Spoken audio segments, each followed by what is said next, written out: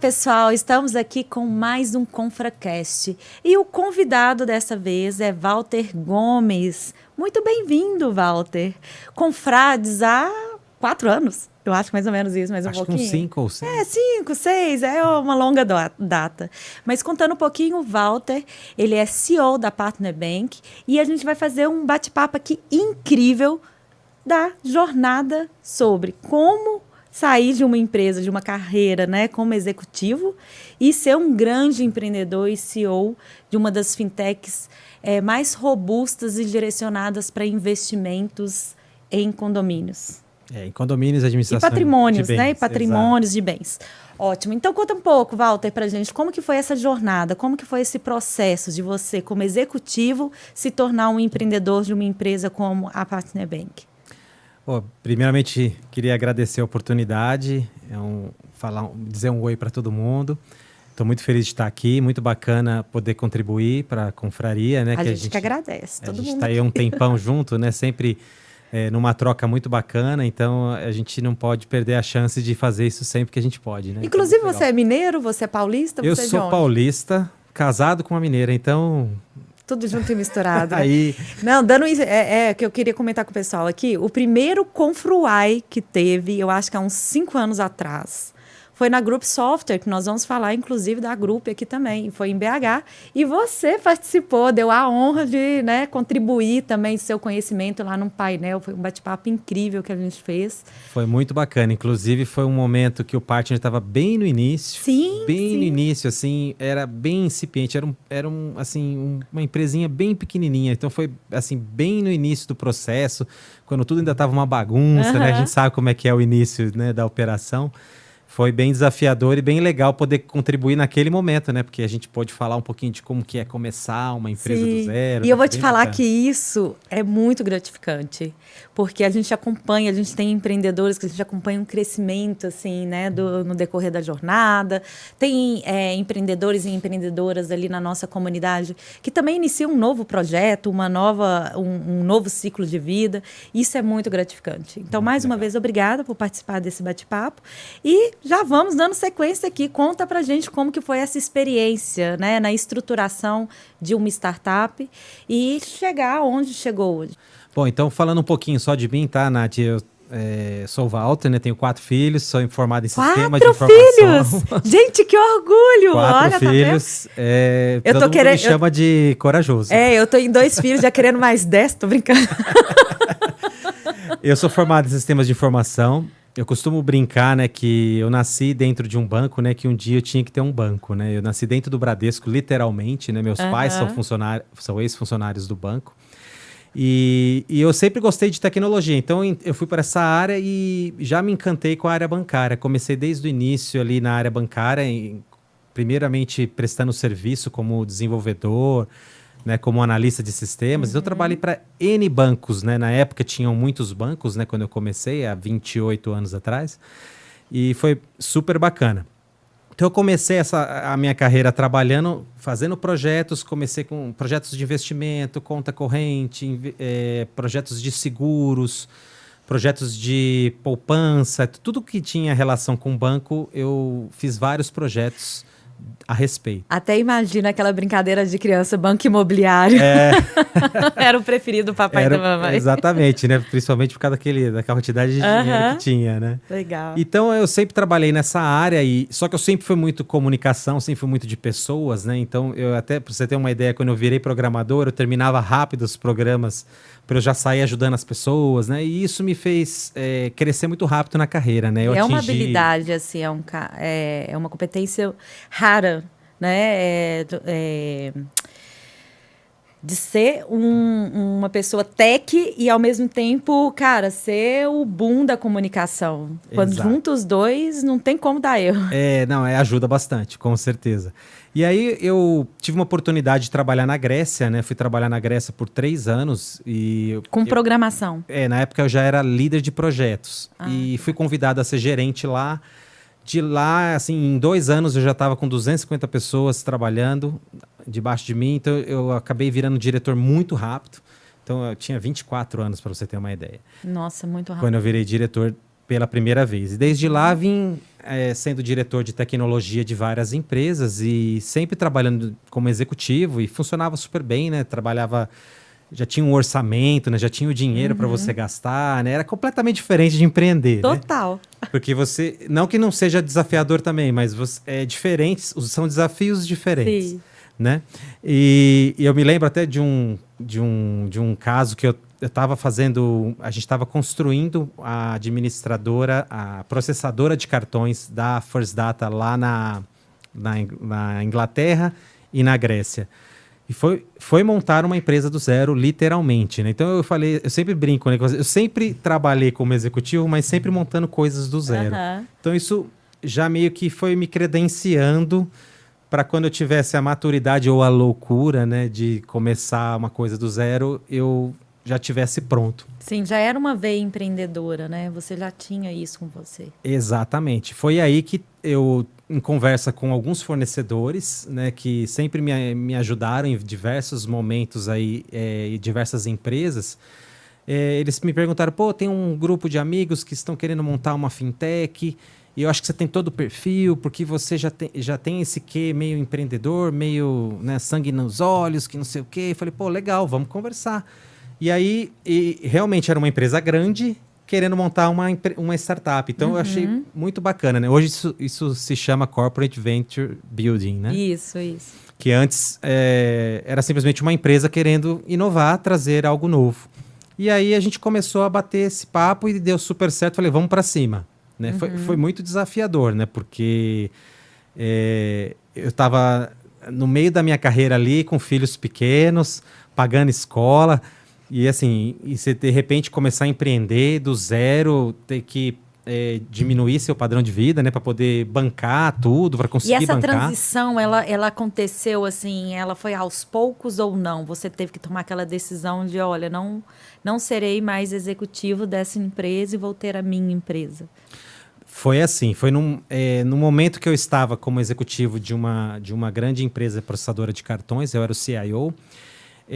Eu tomei a decisão de, assim, vou fazer algo para mim. Por quê? Porque eu percebia muitas politicagens, eu via toda aquela questão de empresa grande, né? Que você tem que ficar bajulando aqui, bajulando lá. Eu falei, não, vamos fazer um negócio diferente, vamos fazer um negócio do jeito que eu acho que tem que ser. Ou às vezes a empresa também, ela não está preparada, não está no momento dela para abertura de uma nova empresa, né? De ser construída uma nova empresa, para que dê essa oportunidade de empreender, né? Trazer um empreendedorismo para dentro da empresa. E aí, infelizmente, às vezes acontece isso, né? As empresas acabam perdendo grandes talentos por essa falta de oportunidade de se criar projetos internos, né? E dar, assim, oportunidade para dentro de casa. Exato. E uma oportunidade até antes dessa, eu lembro que eu fui cuidar de operações da América Latina de uma empresa americana. E eu tinha, assim, era uma bagunça, né? E eu cheguei, pô, era o meu ambiente. Tava uma zona, eu falei, vamos organizar esse negócio. E aí eu falei, vamos começar a trabalhar. E comecei a trabalhar, organizar aqui, organizar ali, viaja para lá, Chile, República Dominicana, Peru. Pô, aí chegou um momento que eu peguei e organizei tudo, virou uma rotina. Na hora que virou uma rotina... Opa, já tá esquisito, tem que inovar, tem que trazer alguma coisa nova. Exatamente, ficou estranho. Eu falei, não, aí é hora de fazer algo diferente. E aí eu percebi que empreendendo, com certeza a gente teria oportunidade de fazer tudo novo, de um dia não ser igual ao outro. Então isso foi, assim, foi se tornando uma coisa meio que natural, né, na minha vida. E aí aí chegou um momento que eu falei, quer saber? Eu vou arriscar e vai ser agora. Que legal. E aí foi meio um pouco de loucura também, sabe? Assim, quando você pensa, hoje olhando para trás, eu falo assim, será que eu faria hoje de novo? Mas assim, no fim deu tudo certo, né? É aquela coisa, você ter 2 filhos, aí a empresa, você está começando uma empresa, de repente a empresa precisa de dinheiro, aí você põe mais dinheiro, e aí você vende o seu carro, aí você começa a andar de Uber para ter que levar filho para a escola de Uber, assim. Por quê? Porque você tinha que pegar tudo que você tinha ali para colocar e empreender. Então, até falando nesse ponto, assim, nesse assunto, né? Olhando um pouco para trás, o que você não faria de novo? Então, eu tive um momento numa das empresas que eu trabalhei no passado, que eu fui contratado para fazer uma organização, mas não foi essa última que eu falei. Foi uma outra onde ela era uma startup, ela foi crescendo. E ela me contratou para fazer uma organização de todos os processos e tudo mais. E eu saí fazendo como eu sempre conheci, né? Olhando as grandes empresas, como é que elas atuavam. Muitos processos a gente conseguiu assim fazer super bacana, mas outros assim eu percebi que eu comecei a engessar muito a empresa. E aí criar processos demais que a empresa no início ela não consegue entrar nesse ritmo, né? Ela ainda não está preparada. Além de ela não conseguir entrar, ela não tem aquele DNA, né? Porque o DNA da inovação, ela não necessariamente vem com um processo de organização, é muito pelo contrário. Geralmente é na zona, no caos, né? que nasce as oportunidades, as novas ideias, né? Então, eu acho que a gente tem que respeitar isso. Eu aprendi muito isso nessa experiência, né? Tanto que hoje, no Partner, a gente tem, assim, todo mundo é livre para falar, não existe ideia idiota, muito pelo contrário. Porque uma ideia que a princípio parece que não tem nada a ver, daqui a pouco ela te deriva para uma outra que realmente vai fazer a diferença. Então a gente nunca pode subestimar uma ideia. E aí eu percebi, tem que ter processo? Sim, a gente precisa se organizar, não pode ser também uma bagunça. Sim. Mas a gente não pode, a gente tem que ter um certo limite, porque dependendo de onde a gente colocar a mão, a gente pode travar de uma maneira que você acaba engessando a empresa e engessando, você acaba desestimulando a criatividade. Então, isso é muito importante para quando você está empreendendo, né? Você precisa deixar a ideia fluir, a criatividade fluir.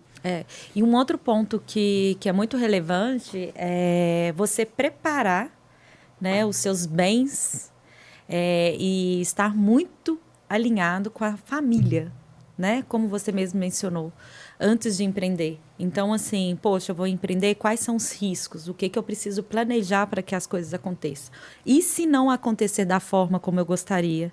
Né? Quais são os planos? É A, B, C, D? Então, eu vejo que, às vezes, muitos empreendedores, e aí fica a dica aqui para o pessoal, que às vezes inicia um projeto por sonho, por apaixonar um produto, apaixonar pela solução, né? Mas sem olhar o todo, sem olhar realmente quais são os desafios a ser enfrentado. Porque quem está empreendendo a primeira vez é sempre um elefante branco, né? A gente, assim, não dá para você saber. É um tiro no escuro, né? É um tiro no escuro. O que a gente faz, o que eu vejo, que um valor que uma comunidade como a Confra consegue gerar para o empreendedor é a troca. Poxa, você, por exemplo, tem uma fintech, dentro da Confra tem várias outras fintechs, e não são concorrentes uma das outras, né? E sim, assim, são do mesmo setor, são complementares, e aí você troca um aprendizado outro aqui. Às vezes tem uma solução de retenção de talentos que você precisa, e aí você conversa e faz a troca acontecer. Então, esse senso de pertencimento a uma comunidade, ela favorece para que essa troca de experiência ela seja genuína, né? E facilite um pouco a jornada. Mas a gente sabe que não basta só ser inserido nisso. Há uma etapa de se planejar, de se preparar para empreender, para que empreender não vire somente o oceano do caos dentro de uma família, dentro de uma relação e tudo, né? E como você mesmo mencionou, olhar e ver que, poxa, foi o passado, passei por isso, aprendi, não faria de novo, né? Que é engessar demais, estabelecer muito processo, às vezes, na startup, sendo que, no momento, ela tem que ser fluida, ela tem que acontecer, né? Na velocidade que também se permite que as coisas aconteçam. E quando que você, Walter, chegou naquele pulo do gato? Que você olhou para a sua solução, você olhou para o mercado e falou, opa, aqui tem uma oportunidade que poucos estão enxergando. E setorizou, e assim, né, nichou a sua solução. Essa ideia que a gente teve, ela nasceu, na verdade foi até engraçado, porque eu estava com umas ideias semelhantes em outros nichos, e aí comecei a conversar com sócios, né? Eu adoro essa pergunta, porque sempre a maioria das pessoas acabam mudando o nicho. Ou assim, encontrando uma coisa nova, ou dentro de 10 nichos que tem, decide focar em 1, 2. Sim, e assim, eles falaram, a gente percebeu uma dor aqui do nosso cliente, porque assim, olha, dá uma trabalheira danada, porque imagina você gerenciando uma conta corrente, né? Dentro de um RP, já é complexo, porque você precisa fazer um pagamento de conta, gera um arquivo, sobe no banco. Aí você precisa gerar um boleto, gera um arquivo, sobe no banco. Tem que ver se alguém pagou, se alguém não pagou. pega o arquivo do banco e baixa no sistema. Aí, tudo isso já é muito complexo. Aí você chega para um administrador de condomínios, por exemplo, que é um dos nichos principais que nós temos. Pô, o cara não está gerenciando uma conta, ele está gerenciando 40, 400 contas. E às vezes até mais, Às né? vezes até Porque mais. vocês atendem administradora de condomínio. Sim, e às vezes sim. uma administradora deve ter o quê? Sei lá, 30, 40 condomínios. E cada Depende- condomínio ainda os residentes. Nós temos clientes com um condomínio, nós temos clientes com 800 condomínios, com 1.000 condomínios. É muita coisa. Então é muita coisa. Então imagina a linha de produção que é só para fazer serviços financeiros dentro de uma empresa dessa. Então a gente olhou e falou, pô, a gente tem que achar uma maneira de simplificar isso.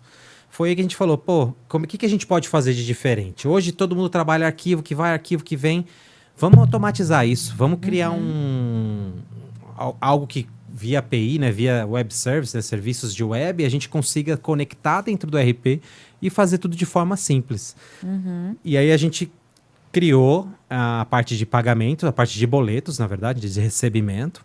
E foi super bacana, assim, rapidamente teve um fit, os clientes começaram a perceber, né, a vantagem que eles ganhavam, o tempo que eles ganhavam na gestão de recebimento. Então isso foi simplificando a vida do cliente. Ele falou, pô, é isso que eu preciso. Aí o próprio cliente começou a trazer cliente para a gente.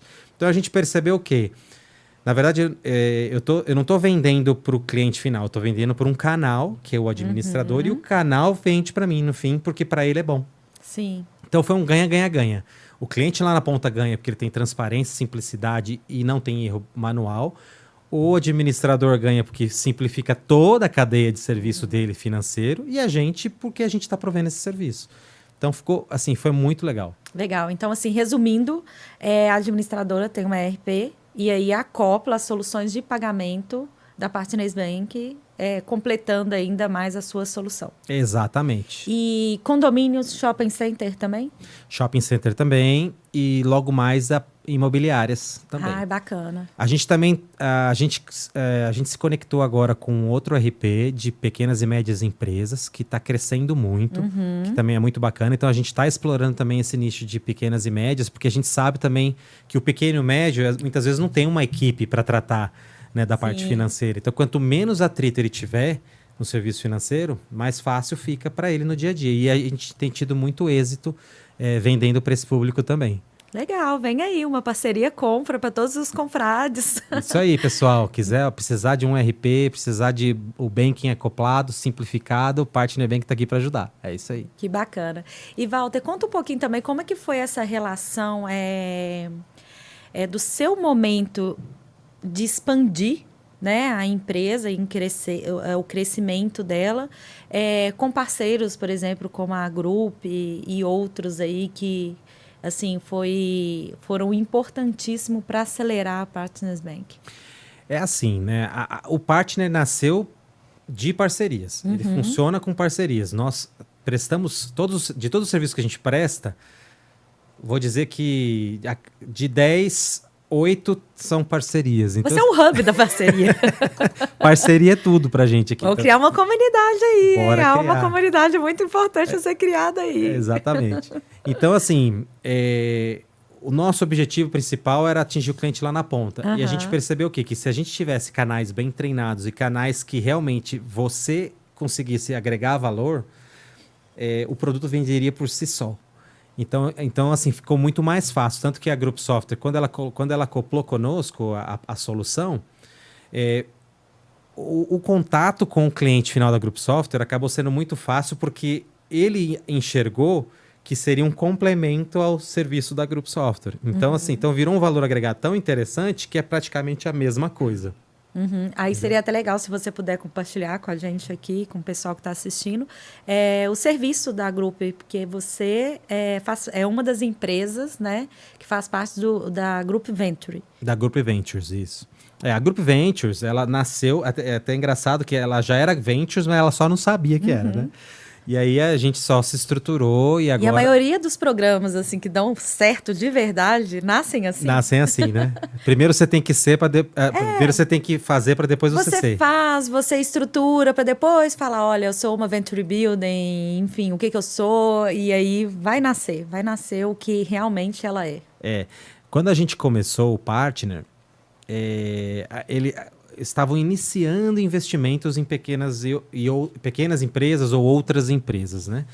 O grupo, ele é uma empresa de SaaS, né? Uma empresa de serviço, Software as a Service, onde ele faz licenciamento de ERPs para a área de administração de condomínios, administração de imobiliárias e shoppings.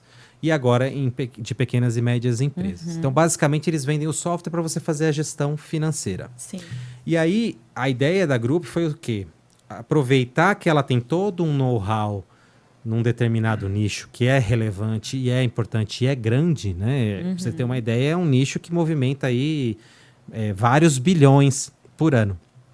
Então, dada a relevância, né, ele falou, por que eu não posso criar serviços agregados no entorno que fossem complementares ao Gera valor ao serviço da Grupo? negócio, ao serviço. Exato. Tanto você tem várias startups. Tem startup de seguros, tem startup de contabilidade, tem startup de energia renovável, tem startup... O que mais? Tem tantas startups que a gente nem isso lembra. até vale. São mais aqui, de 10.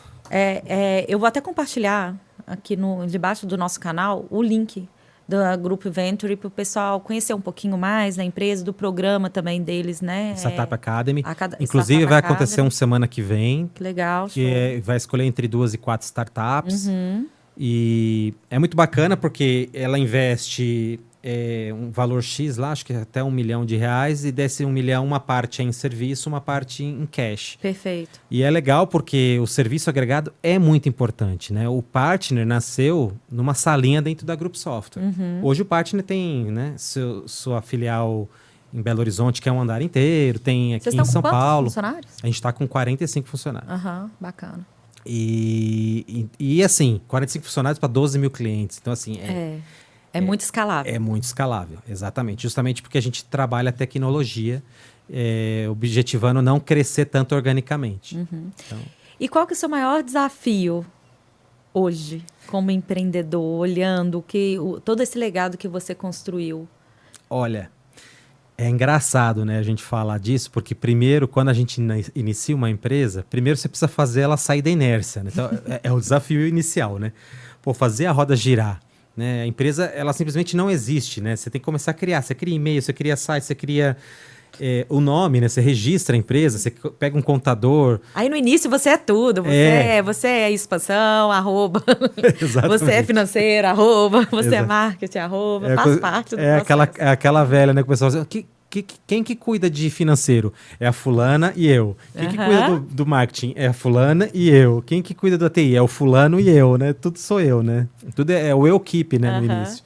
E é natural, né? Mas, assim, o nosso maior desafio agora...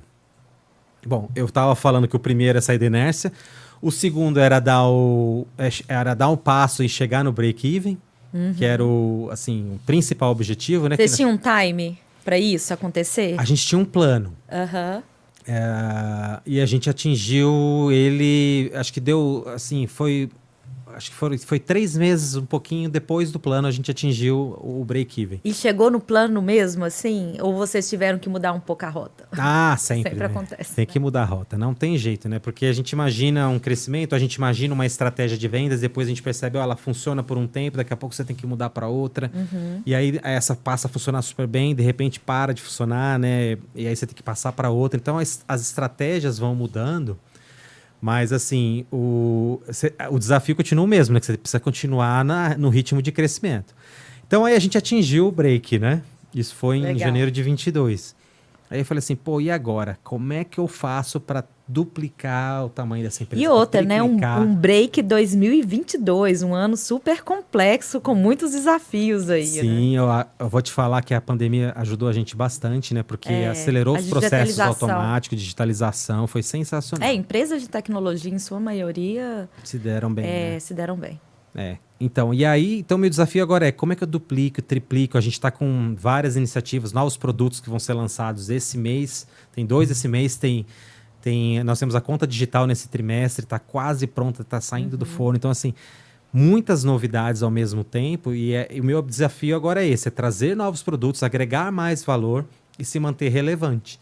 Porque, assim, a gente é relevante hoje num pedacinho do serviço financeiro.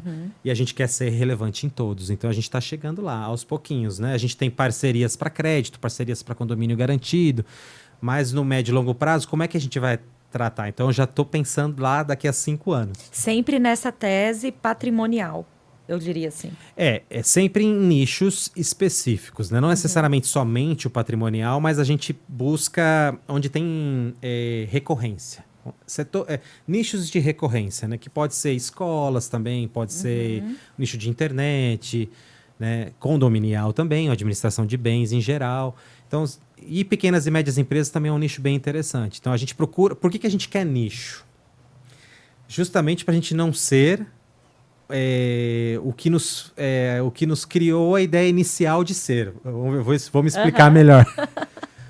Por que a gente nasceu? Porque o banco é ineficiente, o bancão é ineficiente para atender todo mundo. Ele atende a padaria, ele atende o autônomo, ele atende uma indústria gigantesca, ele atende uma rede de lojas da mesma maneira. Então adianta eu criar, eu sair atacando todos os nichos, eu vou acabar virando um bancão, porque eu não vou atender ninguém bem. Sim. Né?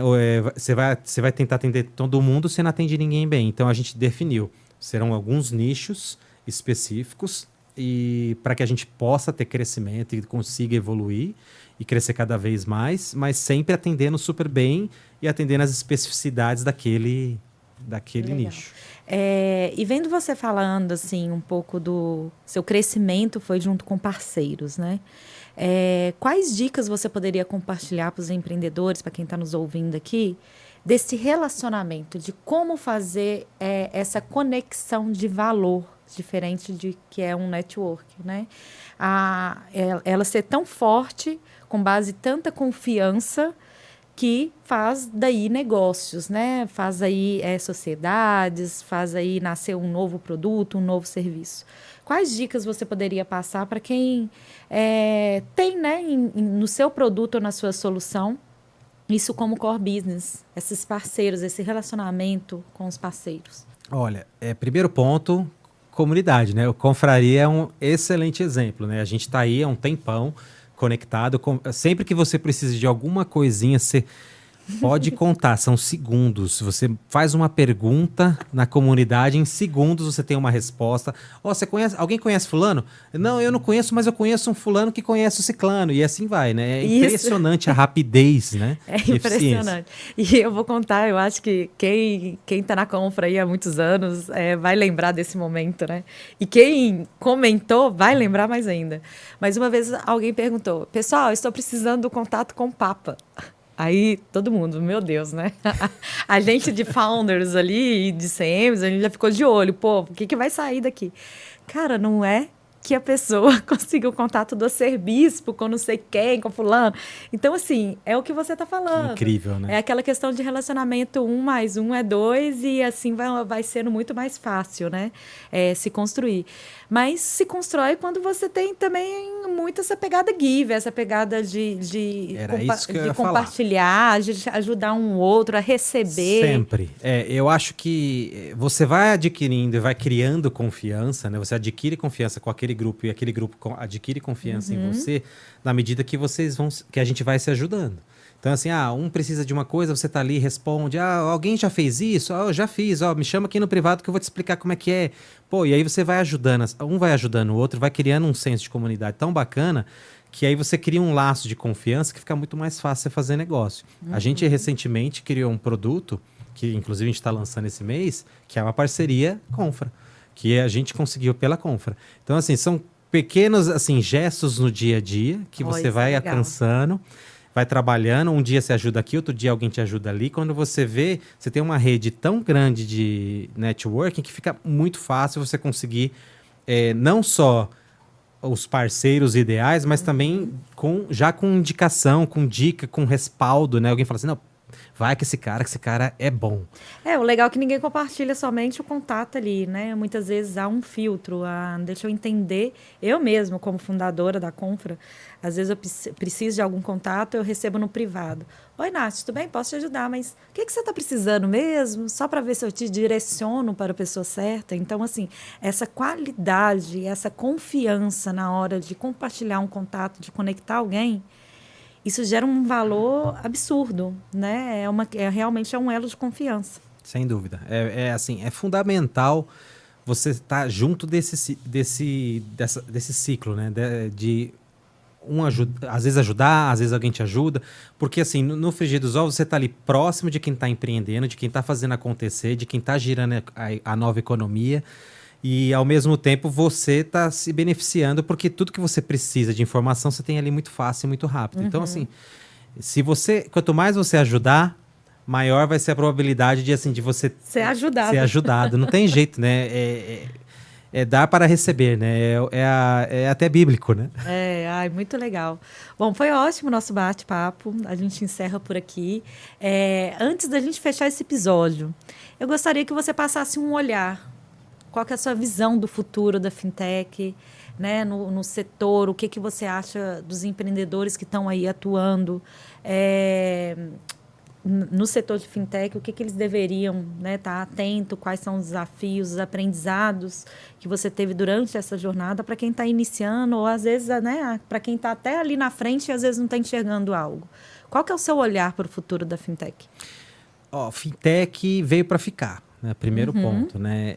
Primeiro que é engraçado que os bancos sempre acharam que as fintechs eram concorrentes, depois eles perceberam que eles podiam se aliar a elas e serem muito mais eficientes. Então, isso é muito bacana. Eu mesmo tenho parceria com grandes bancos. Foi um setor que realmente ele foi ajustado, Ele né? ajustou, exatamente.